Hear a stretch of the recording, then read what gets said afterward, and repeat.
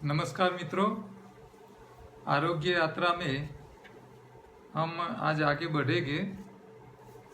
आरोग्य जीवन यात्रा हमारे रोजिंदे जो प्रश्न है उसके ऊपर हम सवाल जवाब के तौर पे चलाते हैं, साथ साथ में बेसिक नॉलेज भी देते रहते हैं। हमारा योगाहार मतलब नेचुरल डाइट सिस्टम के अंदर जो जो नियम है और जो समझ लानी है और किस तरह खाना पीना है, क्या खाना है, कब खाना है, ये सारी बातें का हम आपको नॉलेज देता हूँ। मैं राजेश पटेल हूँ। ऐसे तो मैं बेसिकली सिविल इंजीनियर हूँ, नेचुरोपैथी का डॉक्टर भी हूँ, फूड एंड न्यूट्रिशन का भी मैंने अभ्यास किया हुआ है और योगा का मास्टर हूँ मैं। तो हमारी जो नेचुरल डाइट सिस्टम है, वो नेचुरल डाइट सिस्टम का मतलब ही है कि हमारा डाइट नेचर के हिसाब से होना चाहिए। आहार का इंजीनियरिंग समझ लेना है। जैसे कोई मशीन का इंजीनियर होता है, मकान का इंजीनियर होता है, तो इलेक्ट्रिक का इंजीनियर होता है। तो इंजीनियर का काम ही है कि उसका जो नीति नियम है उसको समझाए और उसके हिसाब से वो उसको ठीक करके दे दे। तो मैं सिविल इंजीनियर हूँ, तो मैंने शरीर के इंजीनियरिंग के बारे में बात की कि हमारा शरीर का इंजीनियरिंग क्या कहता है। हमारा शरीर का बेसिक डिफ़ॉल्ट जो नीति नियम है, कुदरत के लॉ है, वो क्या कहते हैं, उसको मैं समझाने का प्रयत्न करता हूँ। क्या खाना चाहिए, कब खाना चाहिए, किस तरह खाना चाहिए और शरीर की सफाई कैसे करनी है। जैसे गाड़ी को सफाई में ध्यान रखते हैं, सर्विस कराते हैं और उस गाड़ी को अच्छा प्योर पेट्रोल देते हैं, फ्यूल उसका प्योर डालने का ध्यान रखते हैं, इसी तरह शरीर को ज़रूरत के हिसाब से फ्यूल देना पड़ेगा। तो ये सारी बातें मैं यहाँ करता हूँ। तो आज अपने पास प्रश्न है, उसमें बहुत लंबा प्रश्न आया था, 2 पेज का था, लेकिन उसमें से मैंने शॉर्ट करके काट के थोड़ा लिखा है। प्रश्न दिया है, एक अमरेली के बहन है जहानवी व्यास, उनकी उम्र है 57 ईयर्स, 57 साल की उम्र है उनकी। उनका प्रॉब्लम है, उन्होंने लिखा है उसकी हिस्ट्री कि मैं जब 9th क्लास में थी तब उनको सीरस हुआ था और आयुर्वेद और एलोपैथी की बहुत दवाई खाई और इसके हिसाब से उसको थायराइड हो गया था।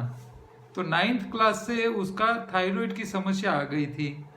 उन्होंने योग बहुत किए, योग प्राणायाम किए, कपालभाति ज़्यादा करती थी तो उसको पेट में दुखता था, तो ज़्यादा कपालभाति करने से उसको दुखता था, लेकिन उसकी ये समस्या मिटी नहीं, थायराइड गया नहीं था।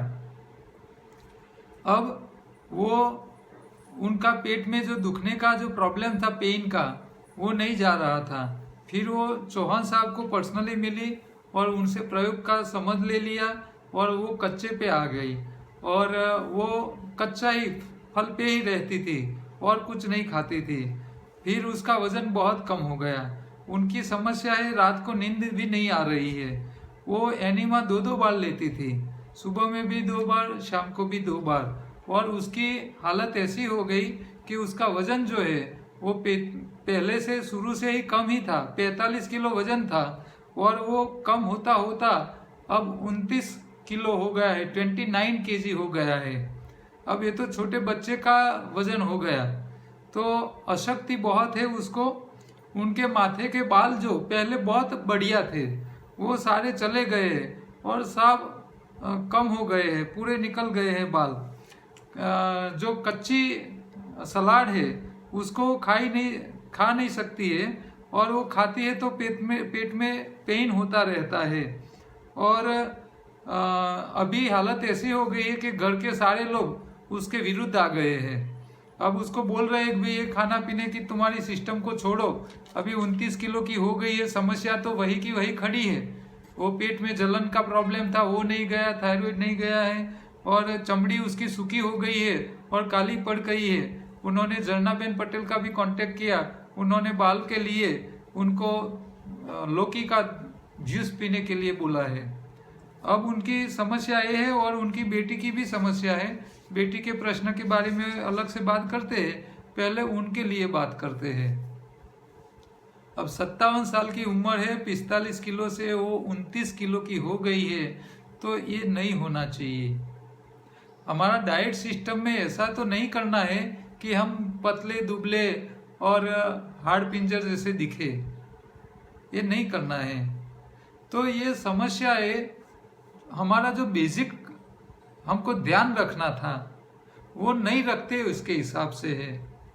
हमारा शरीर कुदरत ने बनाया है, कुदरत के कानून है, तौर तरीके हैं उसको संभालने के।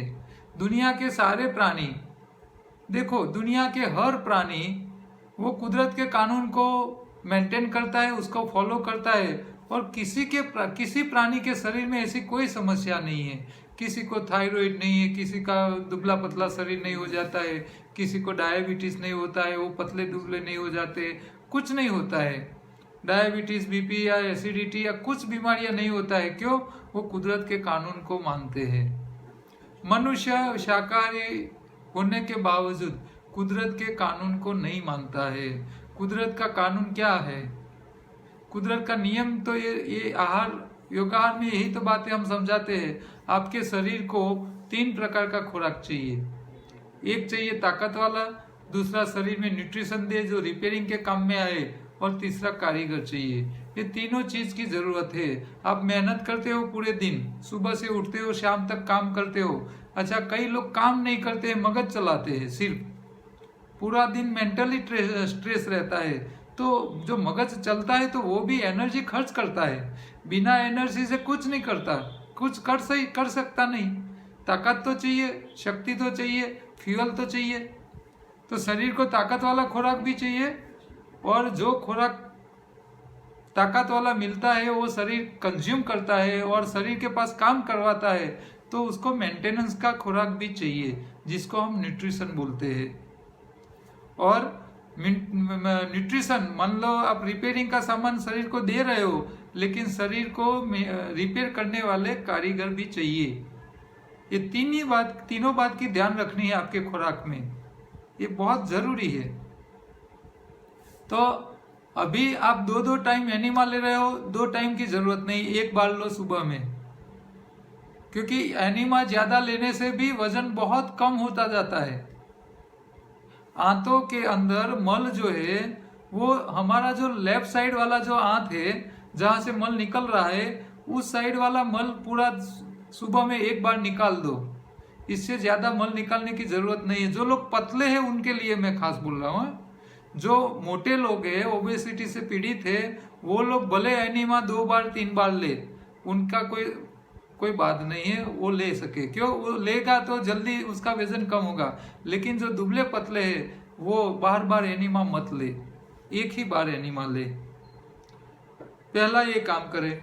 दूसरा, अब बहुत पतले हैं तो उनको 8 घंटे का उपवास भी करने की जरूरत नहीं है। सुबह में थोड़ा कुछ काम किया, अशक्ति लगी, तुरंत थोड़ा खा लो। अच्छा, शक्ति वाला खुराक कहाँ से मिलता है?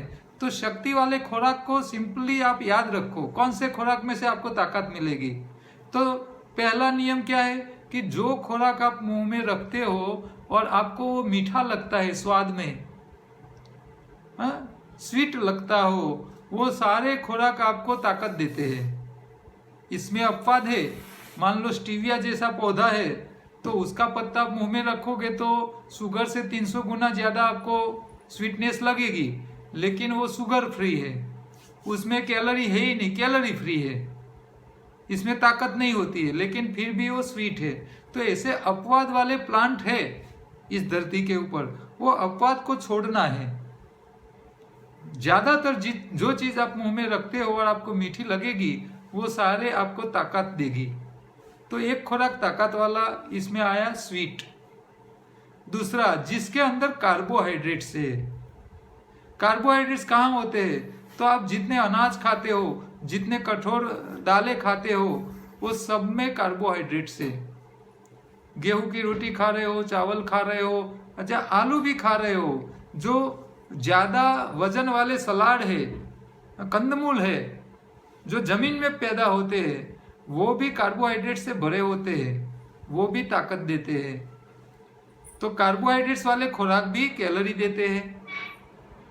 तीसरा, जिसके अंदर चर्बी का प्रमाण है, जैसे श्रीफल है, मूंगफली के दाने हैं, बादाम है, ड्राई फ्रूट्स है, तो ये सारी क्या है, उसमें चर्बी का प्रमाण होता है, फैट है। तो ये चर्बी युक्त खुराक है, वो भी आपको ताकत देती है। तो ये तीन चीज शरीर में ताकत देना काम करती है, कार्बोहाइड्रेट्स, चर्बी युक्त और स्वाद में मीठी चीज। तो आपको क्या करना है, आपको शरीर में कैलोरी जितनी शरीर आप हर रोज खत्म करते हो, यूज करते हो, इससे थोड़ी ज्यादा कैलोरी आपको देनी पड़ेगी, तभी आपका वजन बढ़ेगा, इससे पहले बढ़ पाएगा नहीं। तो आपको जिसमें चर्बी है, जिसमें कार्बोहाइड्रेट्स है और जो स्वाद में मीठा है, वो सारी चीजें आपको खाना चालू करनी पड़ेगी और खाना पड़ेगा, तभी आपका वजन 29 किलो से थोड़ा बढ़ेगा। आपको वापिस 45 तो आना ही है, इससे ज्यादा करना है। बहनों का वजन 55 के आसपास तो रहना ही चाहिए, इससे कम नहीं होना चाहिए। तो ये वजन बढ़ाने के लिए ये सारी चीजें खाओ। आप दोपहर को थोड़ा जल्दी खाया करो। अच्छा, आप अब इतने दुबले पतले हो, तो आप एक साथ ज्यादा खाओगे तो आपके स्टमक को लोड पड़ेगा। तो आपको इसी तरह एक साथ दबा के खाना नहीं है। आपको क्या करना है, हर घंटे थोड़ा थोड़ा खाते रहना है, हर घंटे थोड़े थोड़े खाते रहो। और जो खाओ उसको स्टमक को डाइजेस्ट करने में दिक्कत ना आए, इसी तरह खाया करो। मान लो आपको सिंगदाना खाना है, तो आपको चबा चबा के खाना पड़ेगा। अब आपके शरीर में समस्या है, तो इसकी पहली तो गलती यही है कि आपने जीवन भर कभी चबा के खाने की आदत ही नहीं डाली। चबा के खाने की आदत होती तो समस्या ही नहीं आती। तो जीवन में सुखी रहना है, बिना शरीर में बीमारी के बिना जीना है, लंबा जीना है, तो चबा के खाने की आदत डालो। मैं सबको रिक्वेस्ट करता हूँ। और बच्चे को अभी से सिखा दो। बच्ची को जल्दी जल्दी खिलाने की मत करो प्रयत्न, कभी फटाफट खा ले। हाँ? अभी जमाना फास्ट है, लेकिन चबा के खाना जरूरी है। भले जमाना कितना भी फास्ट हो जाए, समय निकाल के खाने का रखो। आज ही गुजरात दिव्य भास्कर में एक प्रेस नोट थी, न्यूज था, उसमें नरेंद्र मोदी के बारे में लिखा था। उसमें लिखा था कि नरेंद्र मोदी जी नवरात्रि नींबू पानी से करते हैं और वो 2 टाइम खाते हैं और दोनों टाइम 55 मिनट खाने का टाइम देते हैं। अब नरेंद्र मोदी जैसे अपने प्रधानमंत्री भी खाने का टाइम निकाल सकते हैं, तो हम तो इससे ज्यादा बिजी है ही नहीं। समय तो निकालना ही पड़ेगा, आपको खाने का समय निकालना पड़ेगा, पीने का भी समय निकालना पड़ेगा। आयुर्वेद बोलता है खाना इसी तरह खाओ जैसे पीते हो, प्रवाही इस तरह पियो जैसे खाते हो। मतलब आप जो भी मुंह में रखते हो खुराक, उसको इतना चबाओ कि वो खुराक जितनी मुंह की लार इकट्ठा हो जाए तब तक चबाओ। वो प्रवाही हो जाना चाहिए, मुंह में लिक्विड होने के बाद उसको निगलना है, उसके बाद ही उसको पीना है। मतलब खुराक को खाना नहीं है, पीना है। और प्रवाही को पीना नहीं है, उसको खाना है। मतलब प्रवाही ऐसे चम्मच लेना है मुंह में, उसको घुमाना है, मुंह की लार इकट्ठा करनी है, फिर पीना है। तो ये इसके साथ ही आपको खाना पीना रखना पड़ेगा। तो आप हर घंटे, हर आधे घंटे थोड़ा थोड़ा खाया करो, चबा चबा के खाया करो। और जो चीज आपको ताकत देती है वो ज्यादा खाओ। अभी आप 29 किलो की है, तो आपको खट्टे फल नहीं खाने हैं। खट्टे फल बंद कर दो, खट्टा छोड़ दो, ठीक है। तो आपको मीठे फल, चर्बी युक्त, कार्बोहाइड्रेट्स वाले, दोपहर से शाम तक आपको खाना तो कच्चा ही है, लेकिन आपको एक कच्चे के साथ एक कार्बोहाइड्रेट्स वाले चर्बी युक्त पदार्थ, खजूर जैसी मीठी चीजें जो ताकत वाली है, उसको भी खाना है। मीठे फल जो प्रवाही वाले हैं वो भी खाइए, साथ में खजूर जैसी और सेहत जैसी चीजें भी खाना रखो साथ साथ में। तो ये ज़रूरी है आपको। तो हर सुबह से फास्टिंग ज़्यादा लंबा मत करो, थोड़ा कम करो, हर आधे घंटे में थोड़ा थोड़ा खाया करो। रात को एक बार पकाया खाओ। आपके खुराक के अंदर आपको वजन बढ़ाना है तो खुराक के अंदर आपको प्रोटीन डाइट भी चाहिए। तो आप दोपहर से शाम के बीच में अंकुरित दालें भी खाया करो। अच्छा, चने की दाल है, दलिया है, तो उसको भी पानी में भिगो डालो, 2-3 घंटे में वो सॉफ्ट हो जाएगी। उसको क्रश कर दो, इसके अंदर चटनी डाल दो और टेस्टी बनाओ और उसको भी खाओ। पका के ज़्यादा नहीं खानी है दालें खानी है, लेकिन उसको भिगो के खानी है। रात का एक टाइम पकाया खाओ। उसमें आप जो आपका मन करे वो खा सकते हो, लेकिन जो भी खाओ चबा चबा के खाने का रखो। आप चबाने की आदत डालो, तभी आपके शरीर में अशक्ति जाएगी। अच्छा, शरीर में 3 चीज की जरूरत है, शक्ति की भी जरूरत है, न्यूट्रिशन की भी जरूरत है और शरीर के कारीगर की। तो शरीर के कारीगर और न्यूट्रिशन दोनों कहाँ से मिलेंगे? पत्तियों में। तो आपको ज्यादा पत्ती लानी है, उसको काट के मिक्सी में डालनी है। चटनी बनाते हो इसी तरह कम पानी डालना है और उसको मिक्स करके ग्राइंड करके छन्नी में छान लेना है और ऐसे ज्यादा गाढ़े रस निकालना है हरी पत्तियों का और उसको पीना है। साथ साथ में ताकत वाला भी खुराक लेना है, इसके अंदर मीठी चीजें भी डालनी है।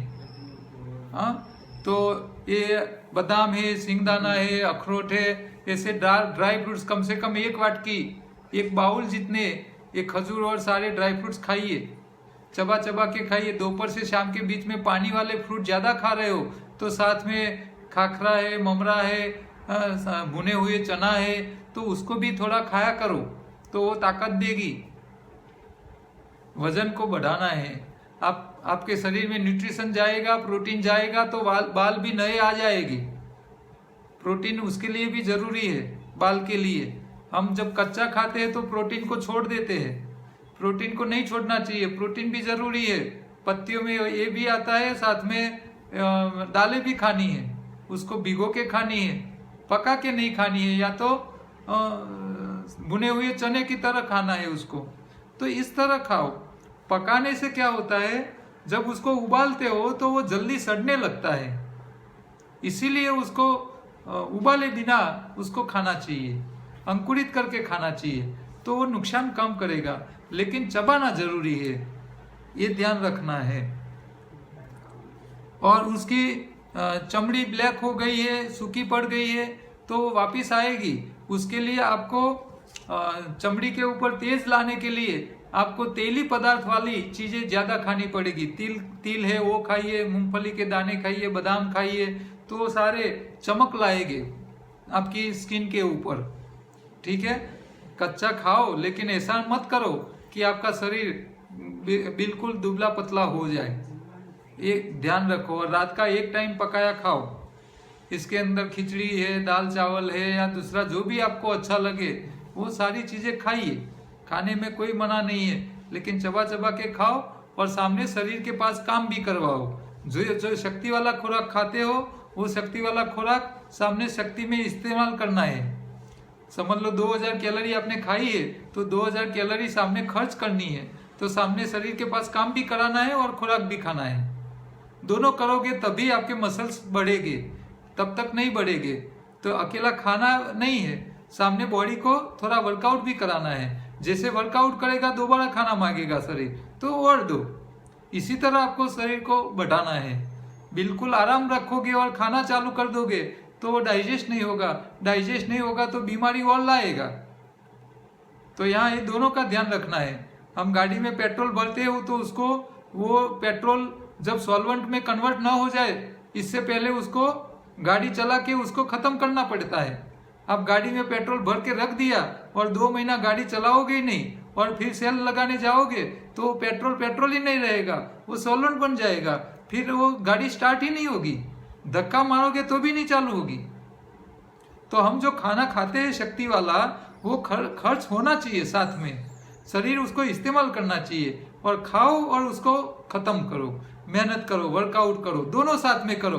खाते जाओ काम करो, खाते जाओ काम करो, तभी वो रिसाइकल होगा। बाकी अंदर जाके पड़ा रहेगा तो वो इस्तेमाल नहीं होगा, खर्च नहीं होगा, यूटिलाइज नहीं होगा बॉडी में से, तो वो सड़ जाएगा और वो दूसरी कोलेस्ट्रॉल और बैड कोलेस्ट्रॉल बढ़ेगा, बीमारी को लाएगा।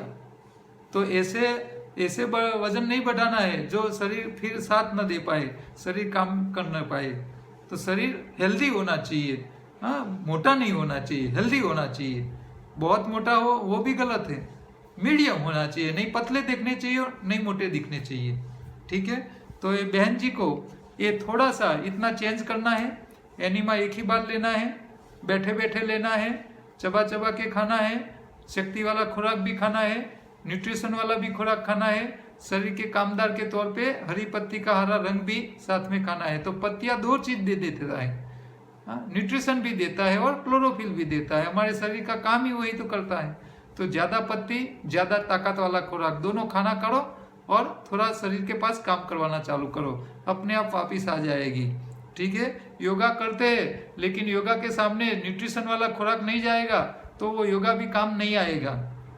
योगा अच्छा है, शरीर के लिए बढ़िया है, लेकिन अकेला योगा से क्या होगा? न्यूट्रिशन भी तो चाहिए बॉडी को, शरीर को कारीगर भी चाहिए। तो हरी पत्ती के साथ योगा करो तो आपको शरीर में समस्या आएगी ही नहीं, दिक्कत आएगी ही नहीं। अकेला योगा काम का नहीं है, साथ में ये भी जरूरी है। ठीक है, उनकी दूसरा प्रश्न था बहन का, उनकी एक लड़की है, वो 2 महीने से प्रेग्नेंट है, वो रहती है तांजानिया के दारुसलाम में, एब्रोड में रहती है। उनको गैस एसिडिटी ज़्यादा होती है, वो दोपहर को 2 रोटी खाती है और रात को कच्चा सलाद और सब कुछ खाती है। वहाँ अभी विंटर ख़त्म होने आया है और अभी गर्मी की मौसम चालू होने वाली है, तो उनके लिए मार्गदर्शन उन्होंने मांगा है। तो जो प्रेग्नेंट है उनको फास्टिंग ज़्यादा लंबा नहीं करना है, पहली बात तो ये ध्यान रखनी है। गैस एसिडिटी होती है तो उसका मतलब यही है कि आप जो चीज़ पका के खाते हो उसको बहुत ज़्यादा पका के खाते हो। देखो, पकाने का तरीका होना चाहिए। ये जब से कुकर आए हैं, ये कुकर में पके हुए हर चीज़ जल्दी ज़्यादा पक जाती है, उसके शरीर जो खुराक के जो न्यूट्रिशन है उसको तोड़ देती है। क्योंकि इसमें कुकर में क्या होता है, गर्मी भी आती है और प्रेशर भी होता है, दोनों साथ में इकट्ठा होते हैं, पूरे बंधारण जो जितने न्यूट्रिशन है उसको खत्म कर देता है। तो ज़्यादा कुकर में पकाया हुआ खुराक जल्दी सड़ने भी लगता है और ये सडन ही तो गैस एसिडिटी करती है। तो हमको जो कुक करना है खुराक, उसको कुकर में नहीं करना है। जैसे संभारा बनाते हैं तो इसमें क्या करते हैं, थोड़ा वार्म करते हैं, मरी मसाला डालते हैं और उसको खाते हैं। तो ज़्यादा पकाना नहीं चाहिए, कोई भी सब्जी को ज़्यादा पकाना नहीं चाहिए। ज़्यादा पका के खाओगे तो गैस एसिडिटी करेगी। चबा चबा के खाने की आदत डालो। लोग चबा के खाते ही नहीं है। मनुष्य का शरीर शाकाहारी है 100%, 1% भी नॉन वेजिटेरियन नहीं है, 100% वेजिटेरियन है। और दुनिया के सारे वेजिटेरियन प्राणी चबा चबा के खाने का, कुदरत का नियम का पालन करते हैं। मनुष्य ही अकेला चबाने का टाइम नहीं देता है, इसके लिए गैस एसिडिटी होती है। चबा के खाओ, पकाया ज़्यादा मत खाओ। जो भी पका के खाना है तो उसको सिर्फ वार्म करो, ज़्यादा पकाओ मत, ज़्यादा उबालो मत, सिर्फ वार्म करो। मान लो आपको चावल बनाना है तो दोपहर से पानी में रख दो, शाम तक वो थोड़े गीले हो जाएंगे, सॉफ्ट हो जाएंगे, फिर उसको पकाओ तो वो जल्दी पक जाएंगे। तो ज़्यादा उसको प्रेशर देने की और ज़्यादा आग पे लगाने की ज़रूरत नहीं पड़ेगी, खाने लायक हो जाएंगे। या तो अंकुरित करके खाओ। आपको दालें खानी है तो दाल बनाने की ज़रूरत ही नहीं है, आप अंकुरित कर दो, फिर उसको थोड़ा वार्म कर लो, इसमें मरी मसाला डाल दो और गरम गरम थोड़ा खाओ, उसको ज़्यादा पकाओ नहीं। तो इसी तरह आप खाया करो तो ये गैस एसिडिटी नहीं करेगा। उसको प्रेग्नेंट है इसीलिए उसको तीनों प्रकार का ध्यान रखना है। हरी पत्ती भी जरूरी है, ताकत वाला भी जरूरी है, न्यूट्रिशन भी जरूरी है। उसको डेयरी प्रोडक्ट की जगह उसको वेजिटेबल्स के दूध, उसकी प्रोडक्ट्स खाने चाहिए। श्रीफर है, बादाम का दूध है, सिंगदाने का दूध है, तो डेयरी प्रोडक्ट की जगह ये खाए। हरी पत्ती हर रोज कम से कम 2 ग्लास पिए। तो हरी पत्ती ही शरीर में न्यूट्रिशन और कारीगर भेजता है और वो हमारी सिस्टम को अच्छा रखता है। तो हमारी सिस्टम अच्छी रहेगी तो जब डिलीवरी का टाइम होगा उस टाइम जो बच्चे को बाहर निकालने का मुख जो खुलना चाहिए, जो फ्लेक्सिबिलिटी आनी चाहिए स्नायुओं के अंदर, वो आएगी। और दुनिया के सारे शाकाहारी प्राणी हरी पत्ती खा के जीते हैं तो उनको डिलीवरी नॉर्मल हो जाती है। एक मनुष्य हरी पत्ती नहीं खाता है इसीलिए उसको फ्लेक्सिबिलिटी कम आती है, फिर सिजेरियन करना पड़ता है। ये सबसे बड़ी समस्या है। बिना सिजेरियन से बच्चा ही पैदा नहीं हो रहा है। तो इसकी गलती डॉक्टर की नहीं है, हमारे खुराक की है। खुराक में हम नेचुरल डाइट कम करते हैं, खाते ही नहीं है। हाँ, पकाया बहुत खाते हैं, कैलोरी वाला सबसे ज़्यादा खाते हैं, न्यूट्रिशन वाला और क्लोरोफिल जो हमारा नया खून बनाता है वो तो खाते ही नहीं है। अब खून ही सही नहीं होगा तो शरीर में मेंटेनेंस कहाँ से होगा। हाँ, बच्चे भी पैदा हो रहे हैं तो बीमार पैदा हो रहे हैं, वो भी पैदा होते ही हॉस्पिटल में उसको रखना पड़ता है, कांच की बॉक्स में रखना पड़ता है। तो ये नहीं होना चाहिए। हाँ, दुनिया के सारे प्राणी के बच्चे पैदा होते हैं, किसी को सिजेरियन की जरूरत नहीं, किसी को वैक्सीनेशन की जरूरत नहीं पड़ती है। मनुष्य के बच्चे को ही सारी जरूरत क्यों पड़ती है? खान पान की गलतियों के कारण से। ठीक है, तो प्रेग्नेंट जो है वो शुरू के थोड़े महीने एनिमा भी ले सकते हैं। और पत्ती, सब्जी, फ्रूट वो ज्यादा खाओ, डेयरी प्रोडक्ट कम करो, सामने वेजिटेबल्स के डेयरी प्रोडक्ट खाओ, कैलोरी वाला भी खाओ, न्यूट्रिशन वाला भी खाओ और हरी पत्ती का हरा रंग भी खाओ। ये तीनों को न्याय दो, सब इक्वल क्वांटिटी में जाएंगे तो शरीर में बच्चे को भी कोई दिक्कत नहीं आएगी, आपको बीमारी भी नहीं आएगी। चबा चबा के खाने की आदत डालो। आप चबा के खाओगे तो बच्चा जो पैदा होगा वो भी चबा के खाने की आदत वाला ही आएगा। अब आप जल्दी जल्दी खाना रखोगे प्रेगनेंसी के दरमियान तो बच्चा भी जल्दी जल्दी खाने वाला ही आएगा, उसको भी धीरज होगी ही नहीं। हाँ, शांति से खा ही नहीं पाएगा। अब आप पूरा 24 घंटा मोबाइल के ऊपर ही खेलती रहोगी तो फिर बच्चा आएगा तो मोबाइल सीख के ही आएगा, उसको मोबाइल सिखाने की जरूरत ही नहीं पड़ेगी। हाँ, पूरे दिन आप टीवी सीरियल देखती रहोगे और उसके अंदर यही क्योंकि सास भी कभी बहू थी ऐसी सीरियल देखती रहेगी तो क्या होगा? हाँ, बच्चा भी वैसा ही लेके आएगा। तो प्रेग्नेंट लेडी को अच्छी हमारे श्रीमद् भगवद गीता है, महाभारत है, रामायण है या पौराणिक धार्मिक ग्रंथ है उसको पढ़ने चाहिए। उसका डाइट अच्छा होना चाहिए, उसके विचार अच्छे होने चाहिए, घर में सबके साथ सुलह से रहना चाहिए। मान लो पति पत्नी झगड़ते हैं, लड़ते हैं, झगड़ा करते हैं और बच्चा पेट में है तो वो भी सुनेगा, तो वो भी झगड़ा करने के तैयार होके ही आएगा। तो ये सारी इफेक्ट बच्चे के अंदर आती है। आपका खान अच्छा होना चाहिए, आपका पान अच्छा होना चाहिए, आपकी हवा अच्छी होनी चाहिए, आपके विचार अच्छे होने चाहिए, आपका जो आसपास का वातावरण है वो अच्छा होना चाहिए, आपके जो जहाँ रहते हो वो प्योर हवा भी आनी चाहिए। तो जो लोग शहर में रहते हैं और गाँव में प्रदूषण कम है, शहरों में बहुत ज्यादा है, तो आपका इलाका ऐसा होना चाहिए कम प्रदूषण वाला। प्रदूषण वाले इलाकों में रहोगे तो बच्चे का शरीर पैदा होगा वैसा ही होगा, दूषित होगा और बीमारियों लेके आएगा। ठीक है, तो ये सारी बातें का इफेक्ट आता है। आपकी सोच से लेके घर का वातावरण भी, पर्यावरण भी उसके ऊपर इफेक्ट करता है। खाने पीने से लेके आपका पूरा दिन का दिनचर्या इसके ऊपर इफेक्ट करता है। आप प्राणायाम करो,